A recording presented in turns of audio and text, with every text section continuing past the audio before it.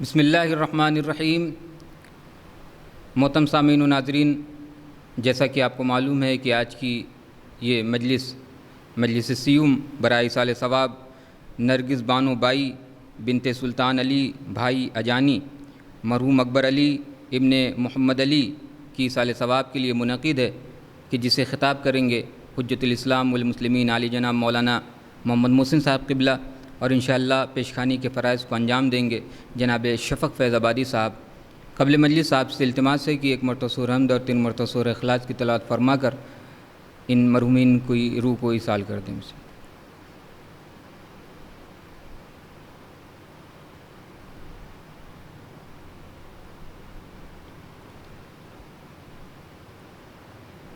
اعوذ باللہ من الشیطان الرجیم،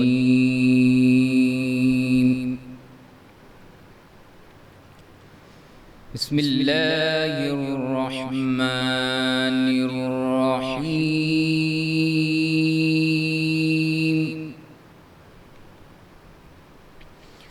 ان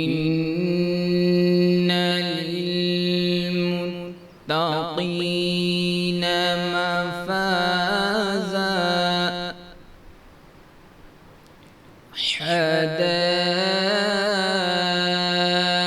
حدائق وعنبا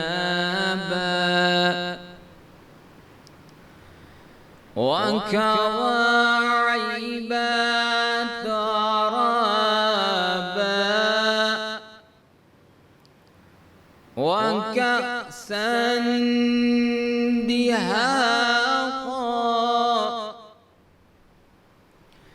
لا يسمعون فيها لغوا ولا كذابا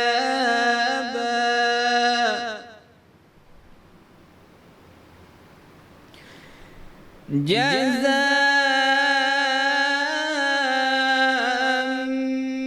من ربك عطاء حسابا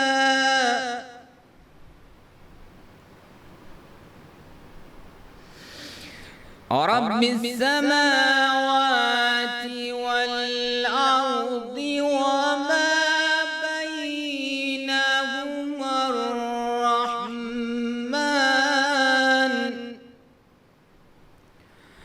وما بينهما الرحمن لا يملكون منه خطابا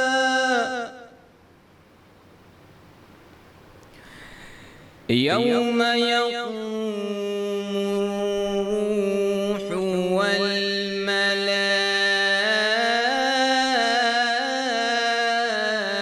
والملائكة صفا لا يتكلمون إلا من أذن له الرحمن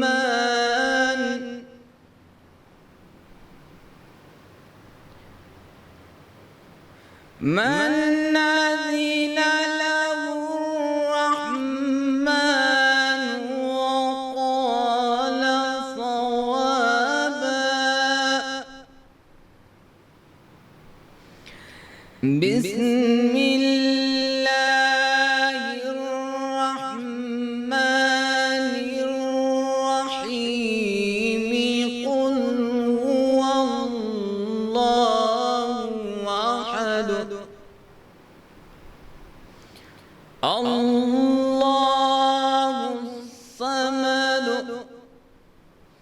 لم يلد ولم يولد ولم يكن له كفوا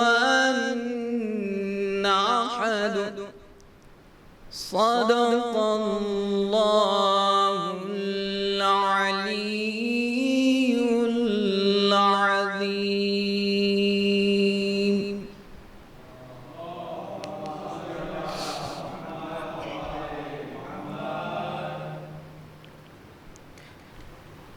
اب میں منظوم خراج عقیدت کے لیے جناب شفق فیض آبادی صاحب سے التماس کروں گا کہ ممبر پر تشریف لے آئیں اور اپنے اشعار سے مومنین کے قلوب کو منور فرمائیں بآواز بلند نعرے صلوات۔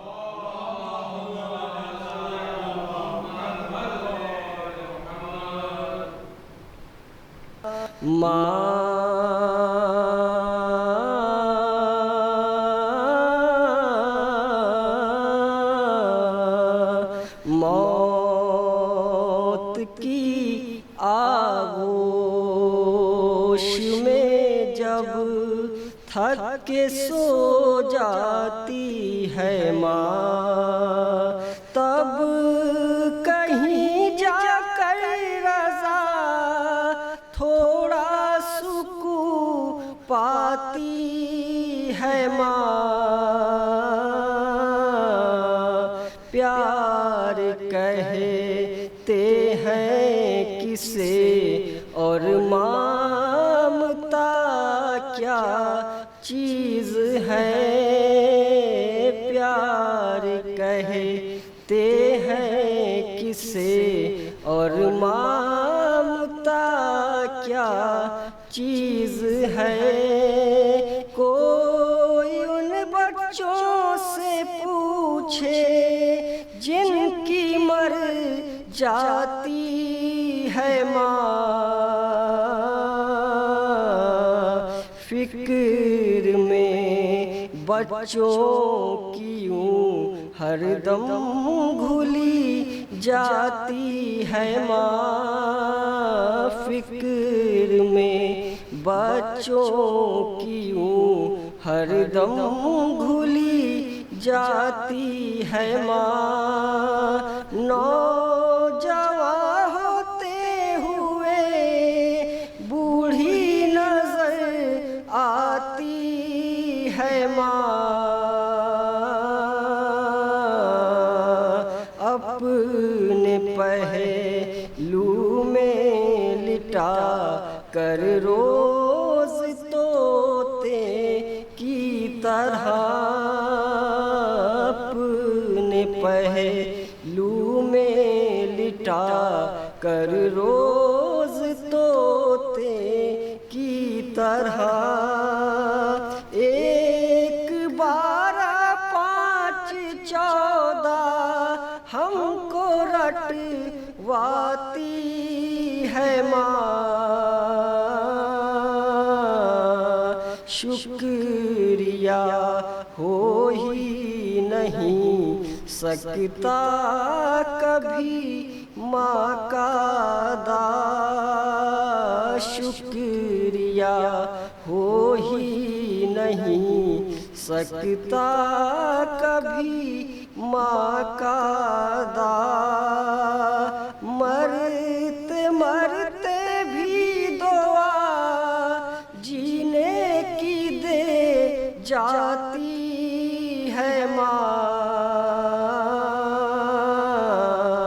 جب تلک یہ ہاتھ ہیں ہم شیر بے پردہ نہ ہو، جب تلک یہ ہاتھ ہیں ہم شیر بے پردہ نہ ہو، ایک بہادر باوفا بیٹے سے فرماتی ہے ماں۔ یاد آتا ہے شب عاشور کا کڑی الجواں، یاد آتا ہے شب عاشور کا کڑی الجواں، جب کبھی الجھی ہوئی زلفوں کو سلجھاتی ہے ماں۔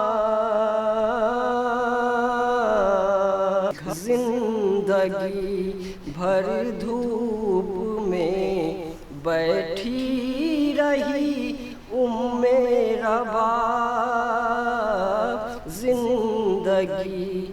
भर धूप में बैठी रही मेरा बाप, धूप में ही एक दिन रो रो के मर जाती है माँ। मौत की आगोश में भी कब सुकून पाती है माँ। जब परेशानी में हो बच्चे तड़प जाती है माँ। मौत की आगोश में भी कब सुकून पाती है माँ। मोहतरम सामीन, जैसा कि आपको मालूम है कि ये मजलिस इसाले सवाब की है, 4 मिसरों के ज़रिए से मैं मौलाना को दावत सुखन देना चाहता हूँ। अर्ज़ करता हूँ कि ज़िंदगी ने लिबास छीन लिया, मौत ने कम से कम कफन तो दिया। ज़िंदगी ने लिबास छीन लिया, मौत ने कम से कम कफन तो दिया। ज़िंदगी दर बदर फिराती रही, ज़िंदगी दर बदर फिराती रही। मौत ने मुस्तकिल वतन तो दिया, मौत ने मुस्तकिल वतन तो दिया। आइए बहुत ही अदब एहतराम के साथ मैं इल्तिमास कर रहा हूँ हुज्जतुल इस्लाम वल मुस्लिमीन आली जनाब मौलाना मोहम्मद मोहसिन साहब क़िबला प्रिंसिपल वसीक अरबी कॉलेज की खिदमत से कि मौलाना तशरीफ़ ले आएँ और आप हज़रात मौलाना का इस्तकबाल बावाज़ बुलंद नारे सलवात से करें।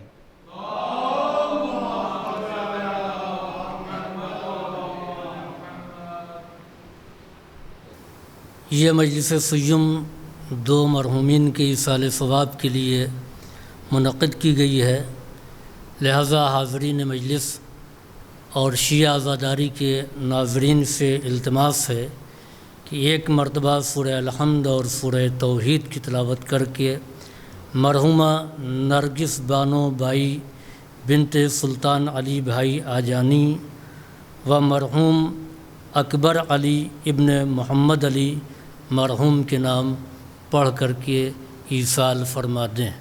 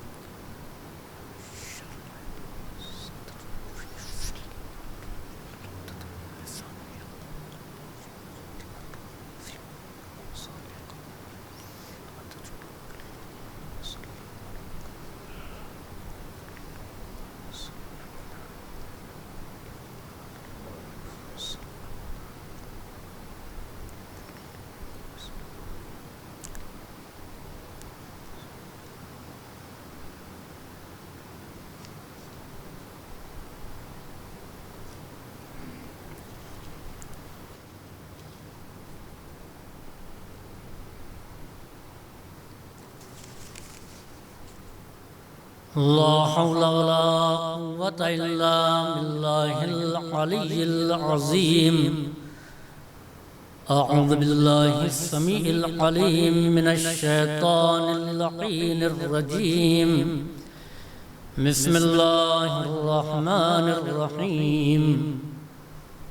الحمد لله الذي هدانا لهذا وما كنا لنهتدي لولا أن هدانا الله، لقد جاءت رسل ربنا بالحق، الصلاة والسلام التحية والإكرام على صاحب الحوض الكوثر والخطبة والمنبر والركن والمشعر والوجه الأنور والخد الأقمر والجبين الأزهر والنصب الأطهر والحسب الأشهر، صاحب الفضل والعطاء والجود والسخاء والنور والضياء، العبد المؤيد والرسول المسدد، مولانا بالقاسم محمد وعلى عطرته الطاهرة وذريته النجباء السعداء الذين كلامهم نور وأمرهم رشد ووصيتهم التقوى وعادتهم الإحسان وفعلهم الخير لا سيما على بقية الله الأعظم في الأرضين. أما بعد فقد قال رب العالمين في كتابه المبين بسم الله الرحمن الرحيم ووصينا الإنسان بوالديه إحسانا حملته أمه كرها ووضعته كرها حمله وفصاله 30 شهرا. صلوات.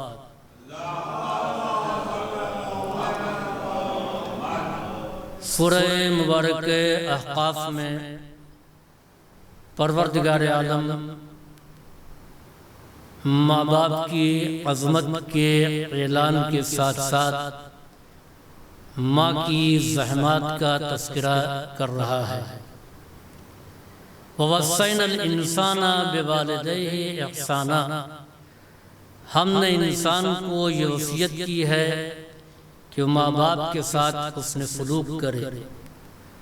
حملتہ امہ کرہا، اس کے حمل کو اس کی ماں نے بڑی ہی تکلیفوں کے ساتھ اٹھایا.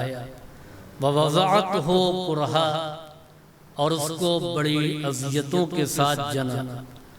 حملہ وفصالہ 30 شہرا، مدت حمل اور مدت رضاعت 30 ماہ کی قرار دی گئی ہے.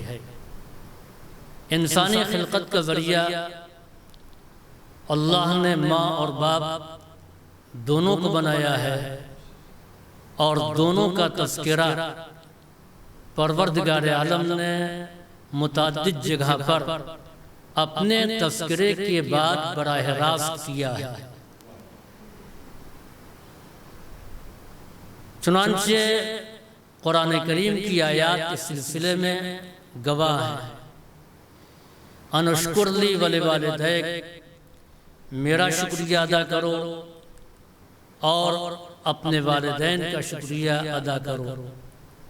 وَقَضَى رَبُّكَ أَلَّا تَعْبُدُوا إِلَّا إِيَّاهُ وَبِالْوَالِدَيْنِ إِحْسَانًا، تمہارے پروردگار نے فیصلہ کر لیا کہ اس کے علاوہ کسی اور کی عبادت نہ کرنا، ماں باپ کے ساتھ نیکی کرنا، حسن سلوک کرنا.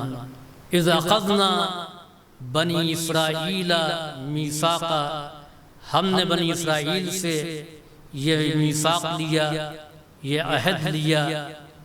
وہ عہد کیا ہے کہ بالوالدین احسانا، اللہ تعبدوا الا ایاہ، کہ وہ اللہ کے علاوہ کسی اور کی عبادت نہ کریں. وبالوالدین احسانا، اور ماں باپ کے ساتھ حسن سلوک کریں. عزیزوں، خلقت انسانی کا ذمہ دار ماں کو بھی بنایا ہے، باپ کو بھی بنایا ہے. ہر پیدا ہونے والا انسان اپنے وجود کے لیے ماں کا بھی محتاج ہے اور باپ کا بھی محتاج ہے. ہم نے ایسے افراد تو تاریخ انسانیت میں پایا کہ جن کو اللہ نے بغیر باپ کے پیدا کیا، لیکن کوئی ایک انسان ایسا نہ ملا کہ جس کو بغیر ماں کے پیدا کیا ہو. جناب عیسیٰ کو اللہ نے یہ خصوصیت عطا کی کہ عیسیٰ کو بغیر باپ کے پیدا کیا، مگر ان کو بغیر ماں کے پیدا نہیں کیا. چنانچہ جناب عیسیٰ نے مقام فخر میں یہ اعلان کیا، وَبَرًّا بِوَالِدَتِي وَلَمْ يَجْعَلْنِي جَبَّارًا شَقِيًّا. شکر ہے پروردگار کا کہ اس نے مجھے میری ماں کا فرما بردار بنایا ہے، میری ماں کا اطاعت گزار بنایا ہے. وَلَمْ يَجْعَلْنِي جَبَّارًا شَقِيًّا، اور نہ مجھے جبار بنایا ہے. اور نہ مجھے شقی بنایا ہے۔ وہ عیسیٰ جو مقام نبوت پر فائز تھے، وہ عیسیٰ جو منزل عبدیت پر فائز تھے، وہ عیسیٰ جن کو اللہ نے صاحب کتاب بنایا، انہوں نے مقام شرف پر نہ اپنی عبدیت کا اعلان کیا نہ ہی اپنی نبوت کا اعلان کیا۔ یہ نہیں کہا کہ مجھے فخر ہے کہ اللہ نے مجھے نبی بنایا ہے، مجھے عبدیت خاص عطا کیا ہے، میں صاحب کتاب ہوں، بلکہ مقام شرف میں کہہ رہے ہیں وَبَرًّا بِوَالِدَتِي، مجھے میری ماں کا فرما بردار بنایا ہے، وَلَمْ يَجْعَلْنِي جَبَّارًا شَقِيًّا، نہ مجھے جبار بنایا ہے نہ شقی بنایا ہے۔ تو اس کے معنی یہ ہیں کہ جو ماں کا اطاعت گزار نہیں ہے، جو ماں کا فرما بردار نہیں ہے، وہ یا جبار ہوگا یا شقی ہوگا۔ صلوات بھیجیے بر محمد و آل محمد۔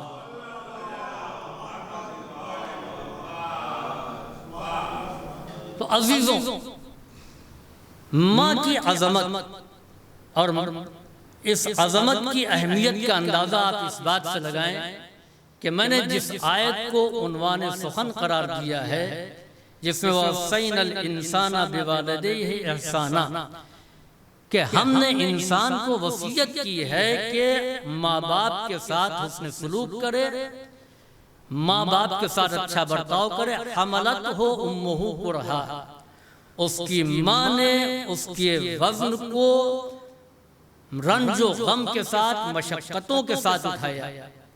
وَوَضَعَتْهُ کرہا، اور اس کو جنا رنج و غم کے ساتھ۔ حملہ وفصالہ ثلاثون شہرا، اس کے حمل کی مدت اور اس کی رضاعت کی مدت 30 مہینے ہے۔ یہ قرآن کریم نے واضح اعلان کر دیا۔ آنے والے ایک شخص نے پیغمبر اسلام سے سوال کیا کہ اللہ کے رسول آپ یہ بتائیے کہ ایمان کے بعد سب سے بڑی نیکی کیا ہے؟ میں کار خیر کرنا چاہتا ہوں، یہ بتائیے کہ میں کس کے ساتھ کار خیر کروں؟ پیغمبر اسلام نے جواب دیا امک، اپنی ماں کے ساتھ تم کار خیر کرو۔ دوبارہ اس نے پھر سوال کیا اللہ کا رسول یہ بتائیے کہ میں کس کے ساتھ کار خیر کروں؟ میں کار خیر کرنا چاہتا ہوں۔ پیغمبر اسلام نے پھر اس کو جواب دیا امک، اپنی ماں کے ساتھ تم حسن سلوک کرو، اپنی ماں کے ساتھ تم کار خیر کرو۔ تیسری مرتبہ پھر اس نے نبی کریم سے یہی سوال کیا کہ اللہ کا رسول یہ بتائیے کہ میں کار خیر کرنا چاہتا ہوں، میں کس کے ساتھ کار خیر کروں؟ پیغمبر اسلام نے جواب دیا امک، اپنی ماں کے ساتھ تم کار خیر کرو، اپنی ماں کے ساتھ حسن سلوک کرو۔ سوال ایک ہے اور جواب بھی ایک ہی ہے۔ ایک مرتبہ پیغمبر جواب دے چکے تو اس کو خاموش ہو جانا چاہیے، دوسری مرتبہ پیغمبر نے پھر جواب وہی دیا، اس کو خاموش ہو جانا چاہیے۔ تینوں مرتبہ سوال ایک ہے، تینوں سوال کا جواب بھی ایک ہی ہے۔ چوتھی مرتبہ پھر اس نے وہی سوال کیا کہ اللہ کا رسول یہ بتائیے کہ میں کار خیر کرنا چاہتا ہوں، میں حسن سلوک کرنا چاہتا ہوں، میں کس کے ساتھ حسن سلوک کروں؟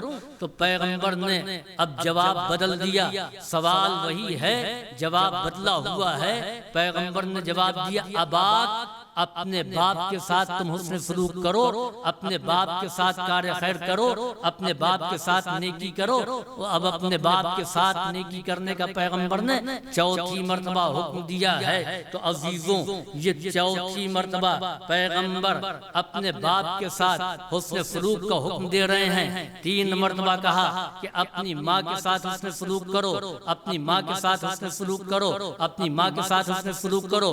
چوتھی مرتبہ جیسے ہی نبی کریم نے جواب بدل دیا، سائل خاموش ہو جاتا ہے۔ یہ اس نے 5ویں مرتبہ سوال کیوں نہیں کیا؟ یا پیغمبر اسلام نے 3 ہی مرتبہ جواب کیوں دیا کہ اپنی ماں کے ساتھ حسن سلوک کرو، اپنی ماں کے ساتھ حسن سلوک کرو، اپنی ماں کے ساتھ حسن سلوک کرو؟ ہم یہ سمجھ رہے ہیں کہ تینوں مرتبہ پیغمبر اسلام کا جواب ایک ہی ہے، لیکن اگر اس کا تجزیہ کیا جائے تو جواب تینوں مرتبہ نبی کریم کا الگ الگ ہے، سوال ایک ہے جواب الگ الگ ہے۔ یہ الگ الگ جواب کیسے؟ پیغمبر نے یہ 3 مرتبہ کیوں کہا اپنی ماں کے ساتھ حسن سلوک کرو؟ 2 مرتبہ کہہ کے کیوں نہیں خاموش ہو گئے؟ 4تھی مرتبہ کیوں نہیں کہا؟ 5ویں مرتبہ کیوں نہیں کہا؟ یا ایک ہی مرتبہ کہہ کے کیوں خاموش ہو گئے؟ پہلی مرتبہ جب سائل نے پوچھا اللہ کے رسول میں خیر کرنا چاہتا ہوں، کس کے ساتھ میں نیکی کروں؟ پیغمبر نے جواب دیا امک۔ جب پہلی مرتبہ کہا تو ماں کی زحمت کو پیش نظر رکھا، اور وہ زحمت کہ جہاں پر ماں تنہا ہے، باپ شریک نہیں ہے، وہ کون سی زحمت؟ قرآن کریم کی جس آیت کو میں نے عنوان سخن قرار دیا ہے اسی آیت میں ہے وَحَمَلَتْهُ أُمُّهُ كُرْهًا، اس کی ماں نے بڑی مصیبتوں کے ساتھ اس کے وزن کو اٹھایا۔ عزیزوں، کسی وزن کا اٹھانا آسان نہیں ہے۔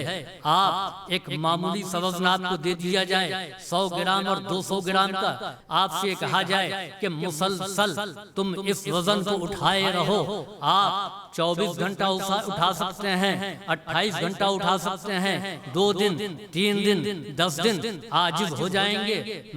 سامنے کی مثال ہے ایک چشمہ ہے جس کا وزن کچھ نہیں ہے، لیکن 24 گھنٹہ اس وزن کو آپ نہیں برداشت کر پاتے ہیں، آخر میں سوتے وقت اس وزن کو اٹھا کر کے رکھ دیتے ہیں۔ یہ ماں ہے جس نے مسلسل 9 مہینے تک ہمارے وزن کو اٹھایا، 9 مہینے تک تسلسل کے ساتھ ماں نے ہمارے وزن کو اٹھایا ہے۔ تو پیغمبر نے پہلی مرتبہ جب کہا کہ اپنی ماں کے ساتھ تم کو حسن سلوک کرنا چاہیے، اپنی ماں کے ساتھ تم کو نیکی کرنا چاہیے، تو نبی کریم نے پہلی مرتبہ ماں کی اس زحمت کو پیش نظر رکھا، یعنی حمل کی زحمت کو پیش نظر رکھا کہ اپنی ماں کے ساتھ حسن سلوک کرو۔ دوسری مرتبہ جب اس نے کہا کہ اللہ کا رسول آپ یہ بتائیے کہ میں کس کے ساتھ کار خیر کروں، ثم من، پھر میں کس کے ساتھ کار خیر کروں؟ تو پیغمبر نے کہا امک، اپنی ماں کے ساتھ۔ جب دوسری مرتبہ پیغمبر نے کہا کہ ماں کے ساتھ تم کو کار خیر کرنا ہے، تو پیغمبر نے دوسری زحمت ماں کی اپنے پیش نظر رکھا۔ وہ قرآن کریم میں اس کا تذکرہ ہے کہ وَوَضَعَتْهُ أُمُّهُ كُرْهًا، اس کی ماں نے اس کو بڑی مصیبتوں کے ساتھ، بڑی مشقتوں کے ساتھ جنا ہے، یعنی موت و حیات کی کشمکش سے گزر کر کے ماں نے اس امانت کو دنیا کے سامنے پیش کیا ہے۔ عالم وجود میں ماں بڑی زحمتوں سے گزر کر کے لائی ہے۔ تو یہ دونوں زحمتیں وہ ہیں کہ جہاں پر ماں تنہا نظر آ رہی ہے، باپ کا کہیں پر ذکر نہیں پایا جاتا ہے، لہٰذا دونوں زحمتوں کو پیش نظر رکھتے ہوئے پیغمبر اسلام نے کہا کہ اپنی ماں کے ساتھ تم نیکی کرو، اپنی ماں کے ساتھ نیکی کرو۔ جب تیسری مرتبہ اس نے پوچھا اللہ کے رسول میں کس کے ساتھ نیکی کروں، مجھے کار خیر کرنا ہے، تو پیغمبر نے پھر کہا امک، اپنی ماں کے ساتھ تم کار خیر کرو، اپنی ماں کے ساتھ تم نیکی کرو۔ جب تیسری مرتبہ پیغمبر نے کہا تو پیغمبر اسلام کے پیش نظر قرآن کریم کی یہ آیت تھی جس میں ماں کی تیسری زحمت کا تذکرہ کیا گیا ہے۔ جہاں ماں تنہا ہے، باپ کہیں نظر نہیں آتا ہے۔ للوالدات یرضعن اولادہن حولین کاملین، ماؤں کے لیے ضروری یہ ہے کہ مسلسل 2 سال تک اپنے بچوں کو دودھ پلائیں۔ تو یہ رضاعت کی زحمت تھی کہ جہاں پر ماں تنہا ہے، تو 3 مرتبہ جو پیغمبر نے کہا امک امک امک، تو یہ تینوں زحمتوں کو پیش نظر رکھا۔ پہلی زحمت حمل کی زحمت تھی، جہاں ماں تنہا ہے، باپ نہیں ہے۔ دوسری زحمت وضع حمل کی ہے، جہاں ماں تنہا ہے، باپ نہیں ہے۔ تیسری زحمت رضاعت کی ہے، جہاں ماں تنہا ہے، باپ نہیں ہے۔ صلوات بھیجیے بر محمد وآل محمد۔ چوتھی مرتبہ جب پیغمبر اسلام سے اس نے آ کر کے یہ سوال کیا کہ اللہ کے رسول میں نیکی کرنا چاہتا ہوں، اب پیغمبر نے ماں کا تذکرہ نہیں کیا اس لیے کہ 3 زحمتیں ماں کی پیش نظر تھیں۔ اب کہا اباک، باپ کے ساتھ تم نیکی کرو، باپ کے ساتھ تم حسن سلوک کرو۔ عزیزوں، اگر پیغمبر 3 مرتبہ امک امک امک کہہ کر کے خاموش ہو جاتے تو ہم یہ سمجھتے کہ صرف ماں کا حق ہے، باپ کا کوئی حق نہیں ہے۔ اباک کہہ کر کے پیغمبر اسلام نے واضح کر دیا کہ باپ کا بھی حق ہے، لیکن مقدار بھی بتا دی، جتنا باپ کا حق ہے اس سے 3 گنا ماں کا حق ہے۔ اس لیے کہ باپ کے لیے 1 مرتبہ کہا، ماں کے لیے 3 مرتبہ کہا۔ صلوات بھیجیے بر محمد وآل محمد۔ تو عزیزوں، خلقت کا ذمہ دار چونکہ ماں ہے، ماں کے وجود کے ساتھ بچہ زیادہ وقت گزارتا ہے، اور جس کے ساتھ زیادہ وقت گزرتا ہے اس سے انسان مانوس ہوتا ہے، اس سے انسان مانوس ہوتا ہے، اور جتنا مانوس ہوگا اتنا ہی تربیت میں آسانی ہوگی، کیونکہ بچہ اپنے وجود کی کل کائنات ماں کے وجود سے لے کر کے آتا ہے۔ کیونکہ جب یہ سفر حیات کو طے کرتا ہے، 9 مہینے کے اس سفر حیات میں باپ کی غذا سے اس کا کوئی تعلق نہیں ہے، باپ حرام کھائے یا حلال کھائے اس کا کوئی اثر نہیں ہوگا، لیکن ماں اگر غذا پاک و پاکیزہ کھائے گی تو اس کا اثر ہوگا، اگر غذا میں خرابی ہوگی تو اس کا اثر بچے میں آئے گا۔ چنانچہ ایک عالم دین کی مثال ہے کہ ایک عالم دین جنہوں نے بڑی پاک و پاکیزہ غذا کے ساتھ اپنے بچے کی تربیت کی، بچے کو پالا، ابھی اس کا بچپنا ہے کہ کسی نے آ کر کے شکایت کی کہ بچے نے میرا گھڑا توڑ دیا، ڈھیلا مارا اور وہ گھڑا پھوٹ گیا۔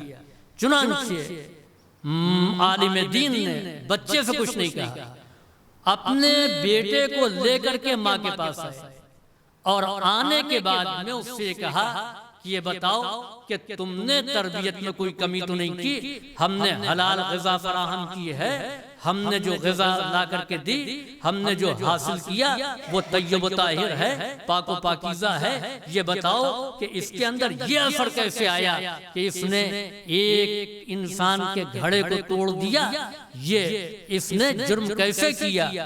بہت ذہن پر زور ڈالا ماں نے، کہا ہم نے کبھی کوئی ایسی غذا نہیں کھائی جو آپ نے لا کر کے دیا، اسی کو استعمال کیا، جائز غذا، پاکیزہ غذا، حلال غذا۔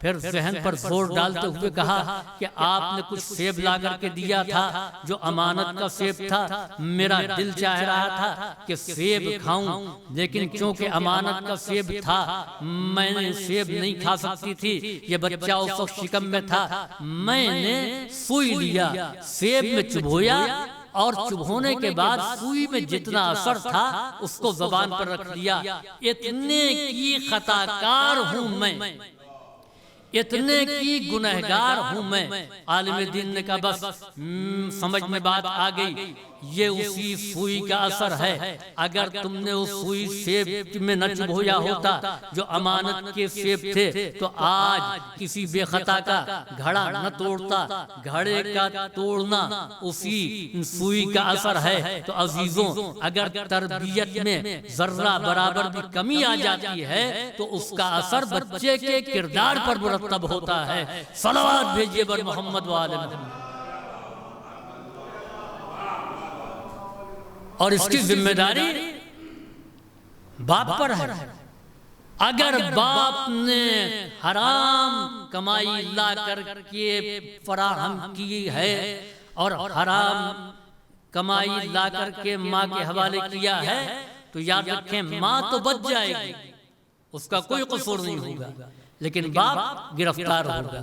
یہی وجہ ہے معصومین نے زور دیا ہے کہ عقد کرتے وقت بہترین ماؤں کا انتخاب کرو، اور اس کا ثبوت امیر المومنین نے عملی طور پر فراہم کیا ہے۔ چنانچہ امیر المومنین جیسا شجاع، امیر المومنین جیسا بہادر اپنے بھائی عقیل سے کہتا ہے کہ بھائی عقیل، ایسا بہادر قبیلہ بتاؤ کہ جہاں ہم بہادر عورت سے عقد کریں، بہادر خاتون سے نکاح کریں، جس سے شجاع اور بہادر بیٹا پیدا ہو۔ علی کیا شجاع نہیں تھے؟ مولائے کائنات کیا اللہ فتح نہیں تھے؟ مولائے کائنات سے بڑا کوئی شجاع نہیں، علی سے بڑا کوئی بہادر نہیں، لیکن اس کے باوجود یہ کہنا کہ بھائی عقیل، ایسا قبیلہ تلاش کرو جو بہادر قبیلہ ہو، جس میں شجاع لوگ ہوں، جس میں نامور لوگ ہوں، اور پھر خاتون بھی ایسی ہو جو بہادر ہو۔ تو اس کے معنی یہ ہے کہ بہادر ماں کا اثر یہ ہے کہ بہادر بیٹا پیدا ہو۔ چنانچہ تاریخ شاہد ہے کہ جنگ جمل کے موقع پر محمد حنفیہ کو امیر المومنین نے حکم دیا کہ بیٹا آگے بڑھو، حملہ کرو۔ محمد حنفیہ نے حملہ کیا، پلٹ کر کے باپ کے پاس آئے جنگ کر کے۔ امیر المومنین نے شہد کا شربت پلایا اور پھر کہا کہ جاؤ اور جا کر کے پھر حملہ کرو۔ دوبارہ پھر گئے، حملہ کیا، 2-3 مرتبہ ہو گیا۔ اس کے بعد جب امیر المومنین نے کہا تو محمد حنفیہ نے کہا بابا آپ دیکھ نہیں رہے ہیں کہ تیر کس طریقے سے برس رہے ہیں، اور بھی لوگ ہیں، ان کو آپ حکم کیوں نہیں دیتے؟ تو امیر المومنین نے ایک تاریخی فقرہ کہا کہ یہ تمہاری ماں کے کردار کا اثر ہے کہ تم میدان میں جانے سے رک رہے ہو۔ امیر المومنین کے بیٹے ہیں محمد حنفیہ، جن کو تاریخ نے بہادر مانا ہے، عرب کے بہادروں میں ان کا شمار کیا گیا ہے۔ اس کے باوجود امیر المومنین کہتے ہیں کہ تمہاری ماں کا اثر تمہارے کردار میں ہے، اس لیے تمہارے قدم محاذ جنگ میں رک رہے ہیں۔ عزیزوں آپ دیکھیں، ایک ماں کا بیٹا یہ بھی ہے، ایک ماں کا بیٹا وہ بھی ہے، باپ دونوں کا ایک ہے، بہادر ہے، باکمال ہے، جس کے برابر عرب میں کوئی شجاع نہیں ہے، لیکن ماں کے بدل جانے سے کردار میں فرق آ جاتا ہے۔ ایک ماں کا بیٹا وہ بھی ہے کہ جس کا کردار یہ ہے کہ محاذ جنگ میں قدم رک رہے ہیں، اور ایک ماں کا بیٹا وہ بھی ہے کہ جو صبح سے مچل رہا ہے، محاذ جنگ پر جانے کے لیے بار بار اجازت مانگ رہا ہے۔ جہاں پر قدم رک جائے وہ حنفیہ کا کردار ہے، اور جہاں بار بار مچل جائے میدان میں جانے کے لیے وہ ام البنین کا کردار ہے۔ صلوات بھیجیے بر محمد و آل محمد۔ تو اس کے معنی یہ ہے کہ کردار کی تعمیر میں ماں ایک مؤثر رول ادا کرتی ہے۔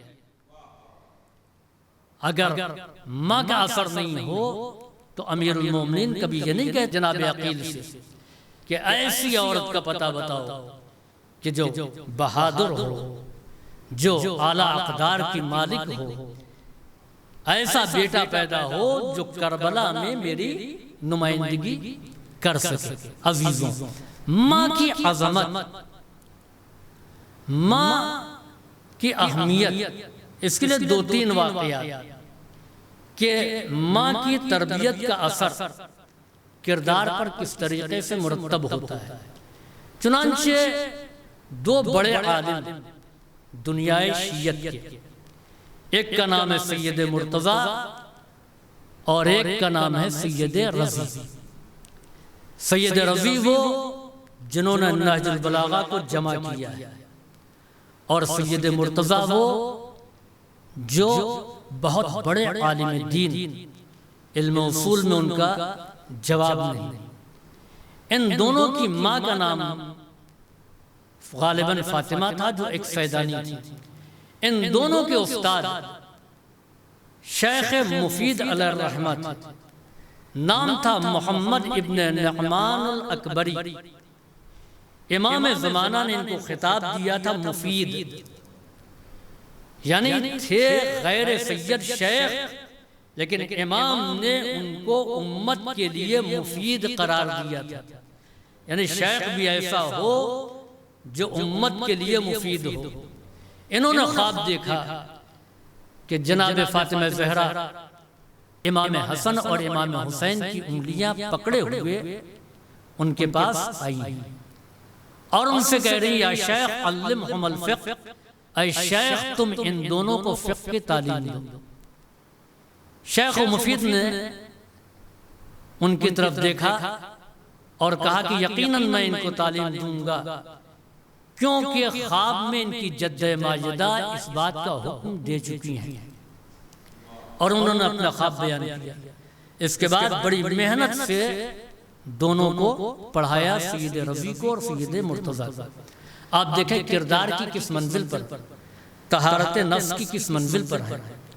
ان کے واقعات میں ملتا ہے کہ سید مرتضیٰ نے ماں سے اپنے بھائی سید رضی کی شکایت کی، اور وہ شکایت یہ کی کہ نماز میں 2 رکعت کے بعد انہوں نے فرادہ کی نیت کر لی تھی۔ چنانچہ ماں نے کہا کہ بیٹا تم بھائی کے پیچھے نماز پڑھ رہے تھے، تم نے فرادہ کی نیت کیوں کر لی؟ جواب دیا کہ 2 رکعت تک تو توجہ خدا کی طرف تھی، 2 رکعت کے بعد یہ فقہ کے مسئلے کو حل کر رہے تھے۔ آپ نماز پڑھیں تو طرح طرح کے خیالات آتے ہیں نا۔ اللہ والوں کی نماز ایسی ہوتی ہے کہ ایک لمحہ بھی توجہ خدا سے نہیں ہٹنے پاتی ہے۔ کہ یہ 2 رکعت تک تو خدا کی طرف متوجہ تھے، اس کے بعد فقہ کے مسئلے حل کر رہے تھے۔ آپ دیکھیں کہ دونوں کس طہارت نفس کی منزل پر ہیں، کہ دونوں دل کی باتوں کو ایک دوسرے کی سمجھ گئے، یعنی نیتوں کے حالات سے باخبر ہو جائے، ایسا پاکیزہ کردار تھا۔ انہوں نے فرادہ کی نیت کی تو ان کو معلوم ہو گیا، ان کی توجہ فقہ کے مسئلے کی طرف گئی تو ان کو معلوم ہو گیا۔ تو اس بات کی دلیل ہے کہ دونوں طہارت نفس کی منزل پر تھے۔ طہارت نفس کی جو منازل ہیں، اس میں پہلی منزل یہ ہے کہ انسان واجبات پر عمل کرے اور حرام سے بچائے، نفس کی طہارت کی پہلی منزل ہے۔ دوسری منزل یہ ہے کہ مستحبات پر بھی عمل کرے، وہ بھی نہ چھوڑے، اور مکروہات پر بھی عمل نہ کرے، مکروہات سے بھی اپنے آپ کو بچائے۔ یہ دوسری منزل ہے۔ اور تیسری منزل یہ ہے کہ انسان ترک اولا بھی نہ کرے، یعنی ان باتوں سے بھی اپنے دامن کو بچائے کہ جو نہ حرام ہے نہ مکروہ ہے، اور اس پر بھی عمل کرے کہ جو واجب ہے اور مستحب ہے، اور اس کے علاوہ ایسی باتوں پر بھی عمل کرے کہ جو خالق کے رضا کے مطابق ہو۔ تو یہ بہت ہی بلند منزل ہے۔ اس منزل تک انبیاء اور اوصیاء، یعنی ناممکن نہیں، مشکل ضرور ہے۔ تو اس منزل پر فائز ہونے کے بعد انسان طہارت نفس کی منزل پر پہنچ جاتا ہے، لیکن اس کے باوجود وہ تطہیر کی منزل پر نہیں پہنچے گا، کیونکہ اس منزل پر پہنچنے کے بعد بھی 2 کمی نفس کی پائی جاتی ہے۔ ایک یہ ہے کہ اگر بھول جائے تو اس سے غلطی ہو سکتی ہے، اور سو جائے تو خواب میں غلطی کر سکتا ہے۔ بس یہی فرق ہے صاحبان عصمت میں اور عام انسانوں میں۔ تو اس منزل پر دونوں تھے، اور کیسے پہنچے اس منزل پر؟ چنانچہ کتاب عظمت علماء میں یہ واقعہ درج ہے۔ ایک موقع ایسا تھا جہاں پر بہت سے علماء اکٹھا تھے، علماء کا اجتماع تھا، کسی مسجد کی سنگ بنیاد رکھنا تھا۔ اعلان یہ کیا گیا کہ ان علماء میں سے وہ سنگ بنیاد رکھے گا کہ جس سے کوئی واجب نہ چھوٹا ہو اور اس نے کوئی حرام کام نہ کیا ہو۔ بہت سے علماء کھڑے ہو گئے کہ بحمداللہ ہم سے کوئی واجب نہیں چھوٹا ہے اور ہم نے کسی حرام کا ارتکاب نہیں کیا ہے۔ شرط اور مشکل کی گئی، اور وہ شرط یہ لگائی گئی کہ جس سے کوئی مستحب بھی نہ چھوٹا ہو اور اس نے کسی مکروہ پر بھی عمل نہ کیا ہو۔ تو بہت سے علماء بیٹھ گئے، یہ دونوں بھائی کھڑے رہے۔ ان دونوں بھائیوں نے مسجد کی بنیاد رکھی۔ چنانچہ کہنے والے نے ماں سے جا کر کے کہا کہ آپ کے بیٹے بڑے فضائل و مناقب کے حامل ہیں، ان کی عظمتوں تک کوئی دوسرا نہیں پہنچ سکا۔ ماں نے پوچھا کیا ہوا؟ واقعہ بیان کیا کہ کوئی دوسرا اس منزل پر نہیں پہنچا، تو ماں نے جواب دیا کہ اس میں میری تربیت کا اثر ہے، میں نے پاک و پاکیزہ غذا کھلائی اور بغیر وضو کے کبھی ان کو دودھ نہیں پلایا۔ تو عزیزوں، جب ماں پاکیزہ ماحول میں تربیت کرتی ہے تو بچے سید رضی اور سید مرتضی کہلاتے ہیں۔ صلوات بھیجیے بر محمد وآل محمد۔ دو چھوٹے چھوٹے واقعات اور ربط مسائل۔ عزیزوں، ماں کی عظمت کا اندازہ آپ لگائیں کہ ماں کی عظمت کیا ہے، ماں کا مرتبہ کیا ہے۔ چنانچہ پیغمبر اسلام کے ایک صحابی جن کا نام اویس قرنی تھا، انہوں نے پیغمبر اسلام کو کبھی نہیں دیکھا، پیغمبر کے بارے میں سنا تھا، پیغمبر کا پیغام پہنچا تھا، اسلام لے آئے، ایمان لے آئے۔ ہر وقت اٹھتے بیٹھتے سوتے جاگتے پیغمبر اسلام کا تذکرہ کرتے تھے، ذکر کرتے تھے۔ ماں نے جب ان کی شدت کو دیکھا تو ان سے کہا کہ جب تم اپنے رسول سے اتنی محبت کرتے ہو تو مدینہ چلے جاؤ، ان سے ملاقات کر لو، تم نے ان کو دیکھا نہیں ہے، تم نے ان سے ملاقات نہیں کی ہے۔ تو انہوں نے جواب دیا، دیکھیے محبت ملاقاتوں کی پابند نہیں ہوتی، محبت ملاقاتوں کی پابند نہیں ہوتی، اس لیے کہ سب سے اول و آخر اگر کوئی محبوب ہے تو خدا ہے۔ خدا کو نہ کسی نے دیکھا ہے اور نہ دکھائی دے گا۔ قل ان کنتم تحبون اللہ فاتبعونی یحببکم اللہ۔ اے پیغمبر آپ کہہ دیجئے کہ اگر تم اللہ سے محبت کرتے ہو تو میرا اتباع کرو، میری پیروی کرو، تو خدا بھی تم سے محبت کرے گا۔ تو محبت ملاقاتوں کی پابند نہیں ہوتی۔ انہوں نے جواب دیا، مادر گرامی، دل تو چاہتا ہے کہ نبی کریم کے پاس جاؤں، ان کے پاس بیٹھوں، ان کی باتوں کو سنوں، ان کی خدمت کروں، مگر میں مجبور ہوں، اس لیے کہ میں چلا جاؤں گا تو آپ کی خدمت کون کرے گا؟ آپ کی خدمت کون کرے گا؟ تو ماں نے پوچھا، یہ بتاؤ مجھ سے زیادہ محبت کرتے ہو یا رسول سے زیادہ محبت کرتے ہو؟ کہا محبت تو رسول سے زیادہ ہے، میں اللہ کے رسول سے زیادہ محبت کرتا ہوں، اس کے بعد آپ کی محبت ہے۔ کہا جب تم رسول سے زیادہ محبت کرتے ہو تو پھر کون سی بات مانے ہے کہ مجھ کو چھوڑ کر کے رسول کی خدمت میں تم نہیں جا رہے ہو؟ تو اویس نے جواب دیا کہ جس رسول سے میں محبت کرتا ہوں انہی کا حکم یہ ہے کہ ماں کی خدمت کیا کرو، ماں کا خیال رکھا کرو۔ اس کے معنی یہ ہے کہ انسان جس سے محبت کرتا ہے اس کے حکم پر عمل بھی کرتا ہے۔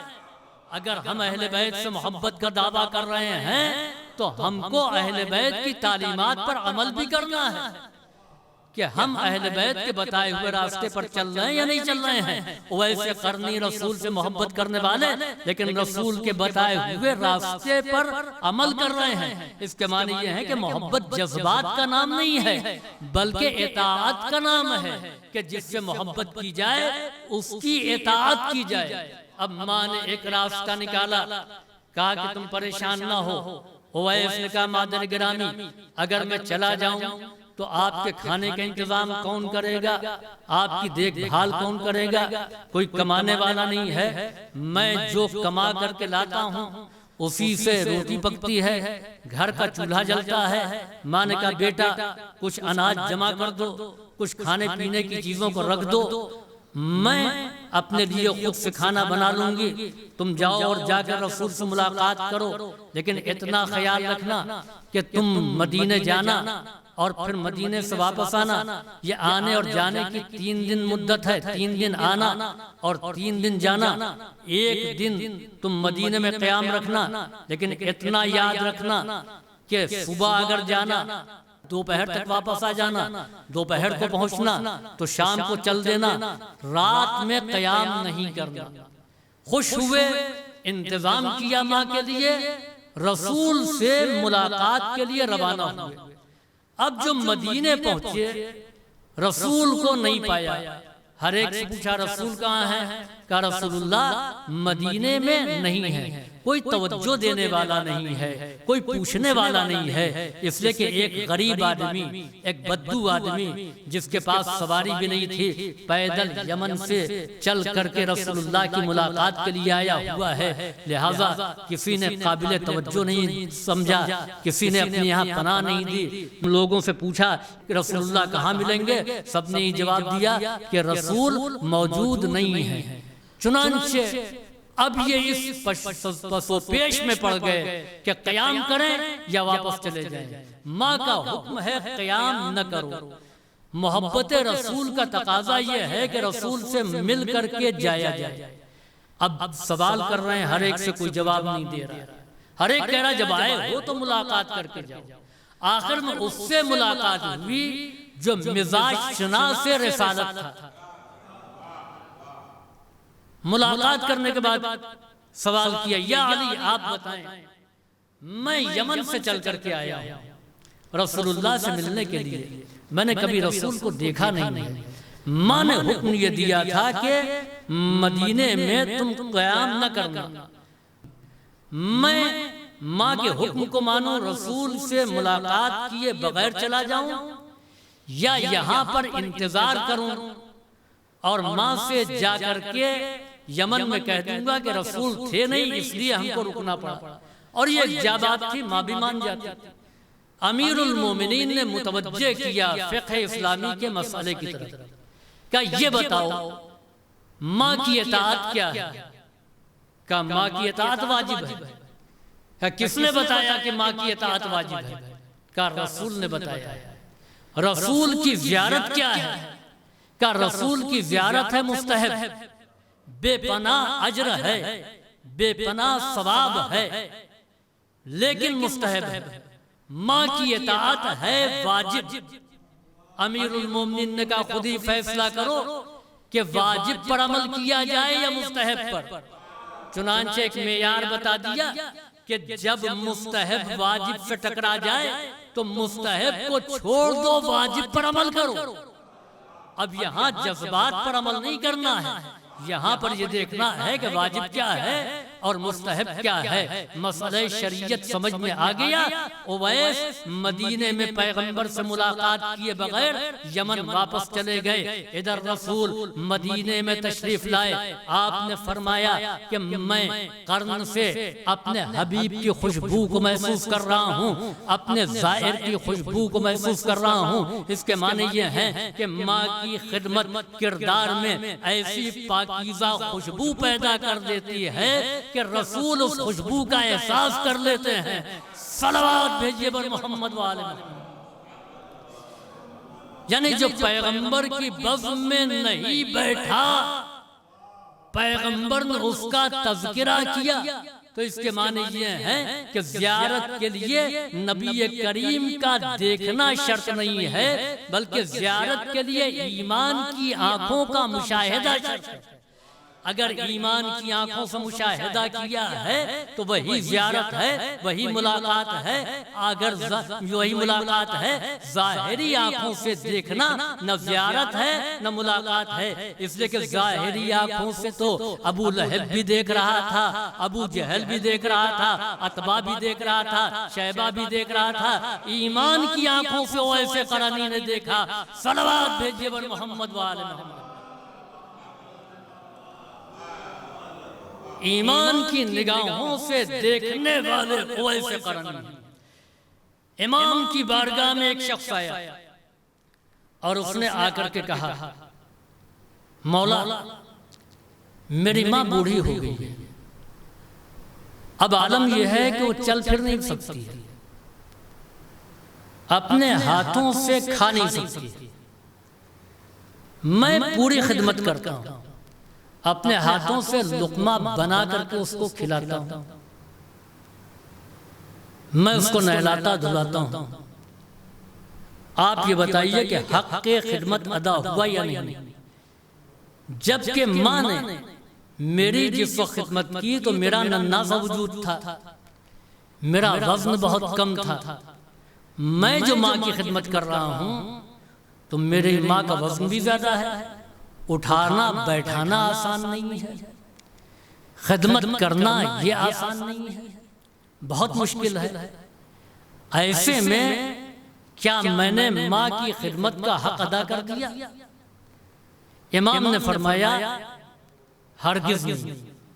امام نے فرمایا کہ عمل کا موازنہ عمل سے نہیں ہوتا، عمل کا موازنہ نیت سے ہوتا ہے، اس لیے کہ تمہاری نیت میں اور ماں کی نیت میں فرق ہے۔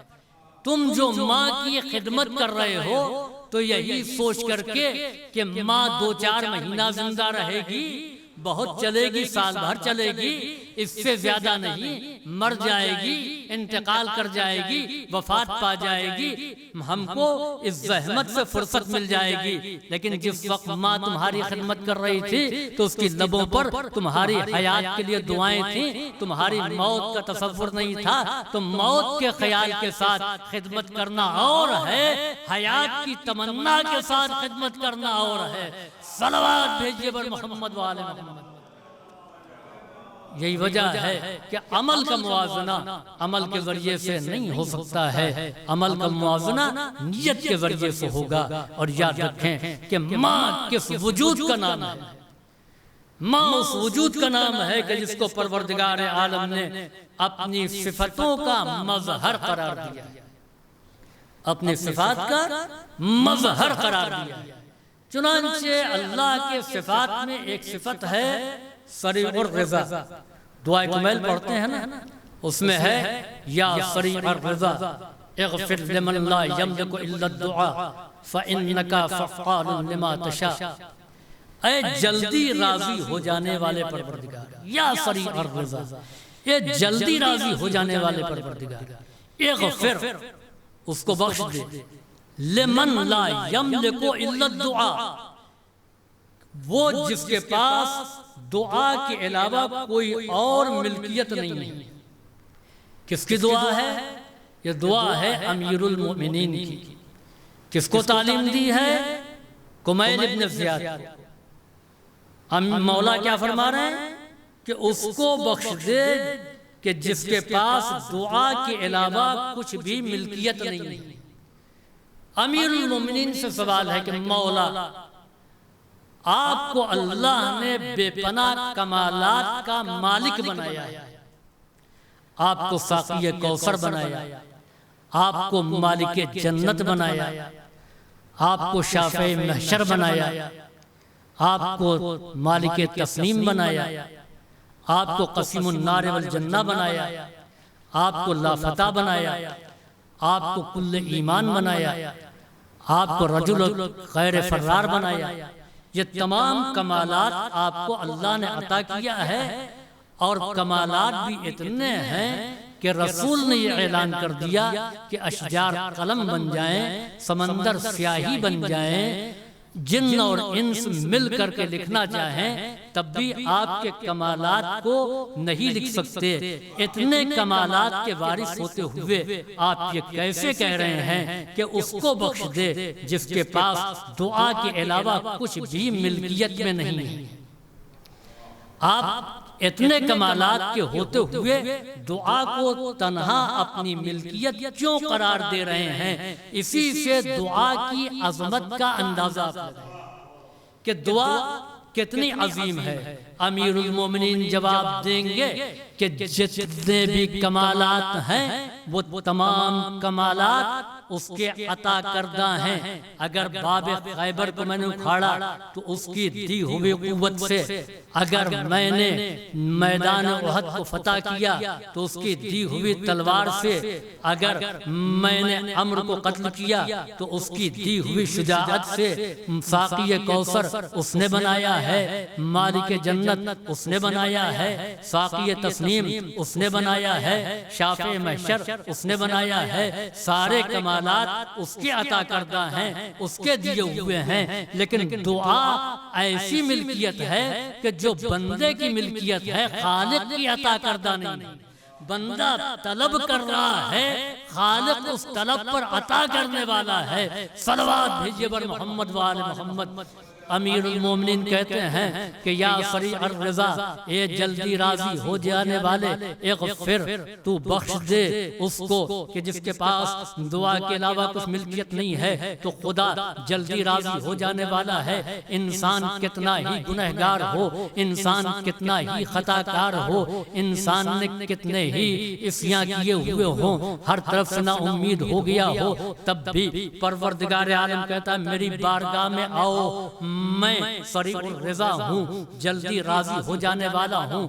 چنانچہ روایتیں کہتی ہیں کہ پروردگار عالم سب سے زیادہ اس بندے سے خوش ہوتا ہے کہ جو گناہوں میں غرق ہونے کے بعد ندامت کے ساتھ اس کی بارگاہ میں آتا ہے، توبہ کرتا ہے، استغفار کرتا ہے، خدا اس بندے سے راضی ہوتا ہے، اس بندے سے خوشنود ہوتا ہے۔ اور چنانچہ جو اللہ کی بارگاہ میں توبہ کرتا ہے، من جاء تائبا کمن لا ذنب لہ، جو توبہ کر کے بارگاہ پروردگار میں آئے تو وہ ایسا ہی ہے کہ جیسے کہ اس نے کوئی گناہ نہیں کیا ہے۔ وہ موقع ہر سرکش و نافرمان بندوں کو دیتا ہے۔ چنانچہ پروردگار عالم نے فرعون کا رزق نہیں بند کیا۔ جناب موسیٰ کہتے ہیں پروردگارا فرعون کا رزق روک دے، اس کے دماغ ٹھکانے آ جائیں گے۔ تو جواب ملا اے موسیٰ، فرعون نے اپنی ابدیت کا انکار کیا ہے، میں نے ربوبیت کا انکار نہیں کیا ہے۔ فرعون جب غرق ہو رہا تھا آواز آئی اے موسیٰ اگر فرعون میری پناہ میں آتا تو میں ارحم الراحمین ہوں، لیکن میری پناہ میں نہیں آیا، میرے مقابلے میں آیا، لہٰذا وہ ہلاک ہوا، وہ غرق ہوا۔ تو وہ پروردگار جو رحمان ہے، جو رحیم ہے، نافرمان بندے سے جلدی راضی ہو جانے والا ہے۔ تو خدا جلدی راضی ہو جانے والا ہے اپنے گنہگار بندوں سے۔ اسی طریقے سے ماں کو اس مزاج کا حامل بنایا ہے۔ عزیزوں، باپ ناراض ہو سکتا ہے، آنکھ کر سکتا ہے، ہو سکتا ہے بات نہ کرے، ہو سکتا ہے کہ وہ نگاہیں نہ ملائے، لیکن ماں وہ ہے کہ جلدی راضی ہو جاتی ہے۔ چنانچہ پیغمبر اسلام کا دور ہے، ایک شخص ہے کہ جو عالم احتضار میں ہے، دم نہیں نکل رہا ہے۔ پیغمبر اسلام اس کے قریب گئے، اس سے پوچھا کہ تم کیسا محسوس کر رہے ہو؟ اس نے کہا اللہ کے رسول، ڈراؤنی شکلیں میرے قریب ہیں جن سے میں خوفزدہ ہوں، ہیبت ناک ہوں۔ پیغمبر اسلام نے کہا کہ کیا اس کی ماں موجود ہے؟ کہا ہاں ماں زندہ ہے لیکن اس سے ناراض ہے۔ نبی کریم نے ماں کو بلایا اور درخواست کی کہ اپنے بیٹے کو معاف کر دو۔ یا رسول اللہ، اس نے مجھے بہت ستایا، مجھے بہت اذیت دی ہے۔ پیغمبر فرماتے ہیں کہ اگر تم معاف نہ کرے گی تو کوئی اس کو معاف کرنے والا نہیں ہے کہ جہنم کی آگ میں جلے گا۔ چنانچہ ماں کہتی ہے اللہ کے رسول، آپ نے کہہ دیا ہے، آپ نے حکم دیا ہے تو میں اس کو معاف کر دیتی ہوں۔ ادھر ماں نے معاف کیا، ادھر وہ نوجوان مسکرانے لگا۔ پیغمبر کہتے اب کیسا محسوس کر رہے ہو؟ کہ وہ دونوں ڈراؤنی شکلیں چلی گئیں، اب ان کے بدلے میں دو خوش شکلیں آ گئی ہیں جن سے بڑی انسیت ہو رہی ہے، مانوسیت ہو رہی ہے۔ پیغمبر نے فرمایا کہ عذاب ٹل گیا، رحمت پروردگار آ گئی۔ تو عزیزوں، خدا سریع الرضا ہے، اس نے ماں کو بھی سریع الرضا بنایا ہے۔ صلوات بھیجیے بر محمد وآل محمد۔ ماں سریع الرضا ہے۔ اور عزیزوں یاد رکھیں کہ کسی بھی نعمت کا اندازہ یا کسی بھی نعمت کی قدر سلب نعمت کے بعد ہوتی ہے۔ چنانچہ جب جناب موسیٰ کی ماں کا انتقال ہوا تو حکم ہوا اے موسیٰ، اب تم کوہ طور پر سنبھل کر کے قدم رکھنا، سنبھل کر کے تم چلنا۔ جناب موسیٰ نے کہا پروردگارا کیوں؟ کہ اس لیے کہ اب وہ ہستی نہیں رہی جو تمہارے لیے دعا کرتی تھی۔ موسیٰ جیسا نبی، وہ بھی ماں کی دعاؤں کا محتاج ہے۔ تو عزیزوں، کسی نعمت کی قدر اس نعمت کے زوال کے بعد ہوتی ہے، جب وہ نعمت نہیں رہتی ہے۔ ذرا سوچیں کہ ماں کتنی عظیم نعمت کا نام ہے۔ ہر ماں کی یہ خواہش ہوتی ہے کہ اس کا جنازہ اولاد کے کاندھوں پر اٹھ کر کے جائے۔ کوئی ماں یہ نہیں چاہتی ہے کہ اس کی حیات میں، اس کی زندگی میں اس کا بیٹا مر جائے، اس کی زندگی میں اس کے فرزند کا جنازہ ہے۔ لیکن ہم نے کربلا کی ماؤں کو دیکھا کہ جو شب عاشور یہ تمنا کر رہی تھیں، دعا کر رہی تھیں کہ پروردگارا ہماری قربانی قبول ہو جائے۔ عزیزوں، جن ماؤں کو یہ معلوم ہے کہ کل ان کا بیٹا زندہ نہیں رہے گا، جن ماؤں کو یہ معلوم ہے کہ کل ان کا نور نظر شہید ہو جائے گا، تو کیا ان ماؤں کی یہ تمنا نہیں رہی ہوگی، ان ماؤں کی یہ آرزو نہیں رہی ہوگی کہ ان کی اولاد، ان کا نور نظر ان کے پاس ساری رات بیٹھا رہے، اور ماں اپنے بیٹے کا چہرہ دیکھتی رہے۔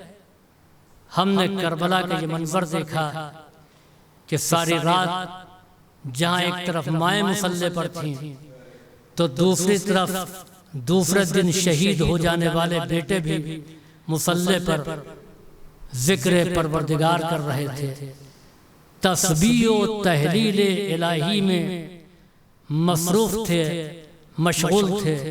ساری رات انہوں نے عبادتوں میں بسر کیا۔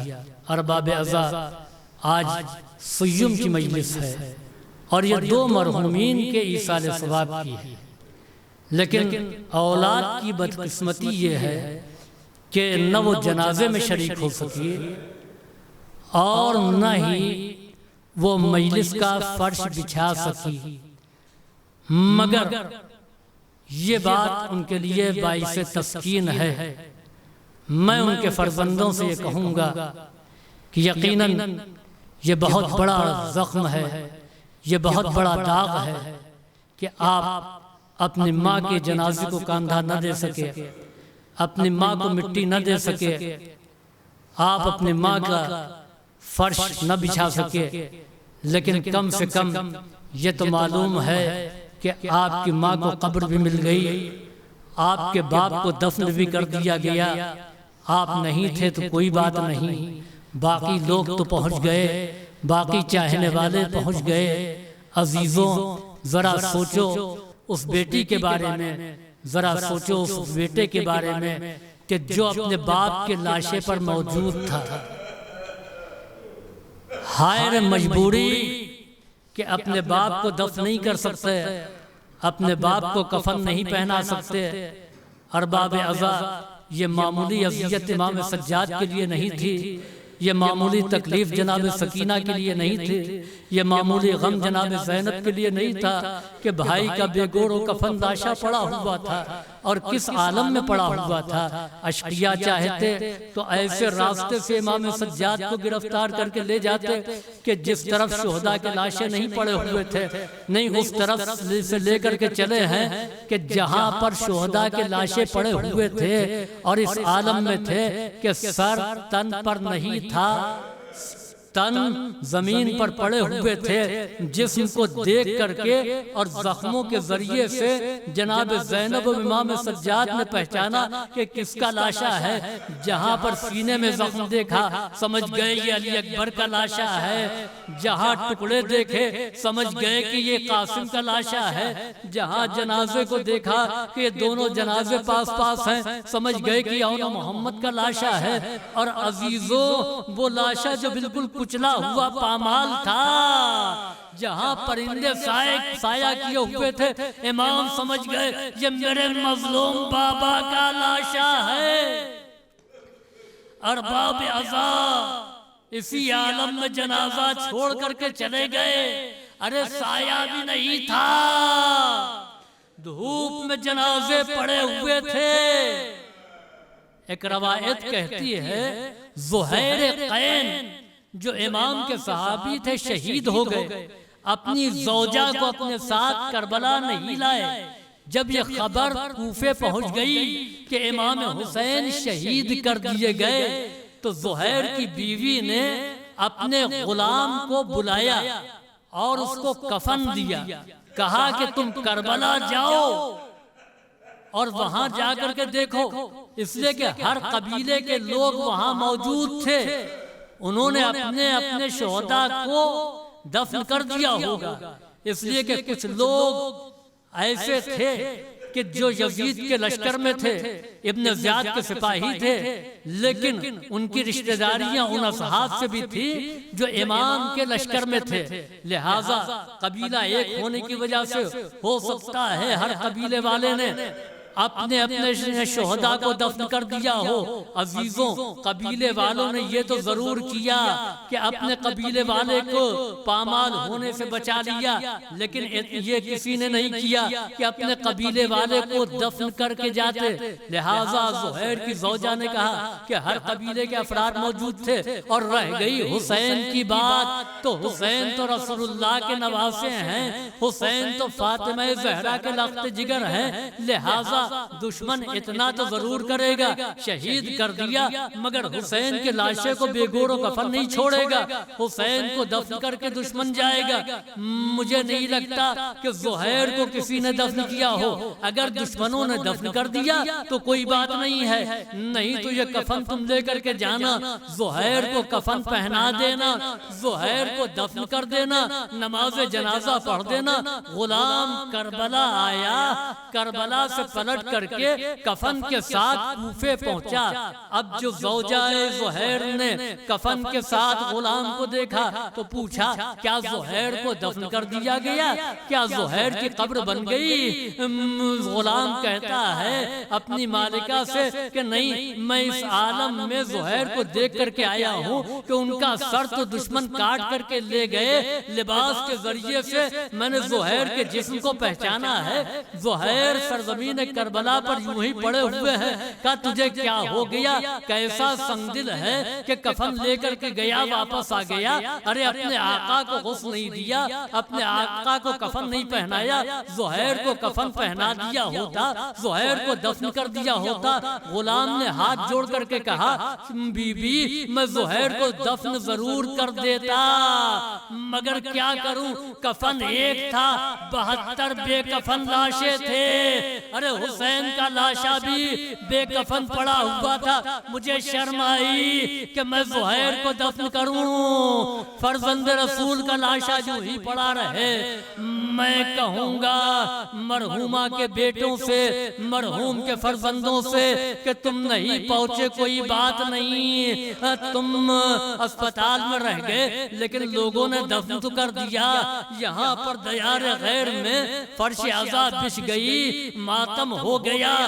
کہا امام سجاد کے قلب سے پوچھو کہ جن کے بابا کا لاشا 3 دن تک بے گور و کفن پڑا رہا، جس کی فرش عذاب 40 دنوں کے بعد بچھائی گئی، سَيَعْلَمُ الَّذِينَ ظَلَمُوا أَيَّ مُنقَلِبٍ يَنقَلِبُونَ أَلَا لَعْنَةُ اللَّهِ عَلَى الْقَوْمِ الظَّالِمِينَ رَبَّنَا تَقَبَّلْ مِنَّا إِنَّكَ أَنْتَ السَّمِيعُ الْعَلِيمُ اللهم افعل بنا ما أنت أهله ولا تفعل بنا ما نحن أهله بجاه محمد وآله الطاهرين۔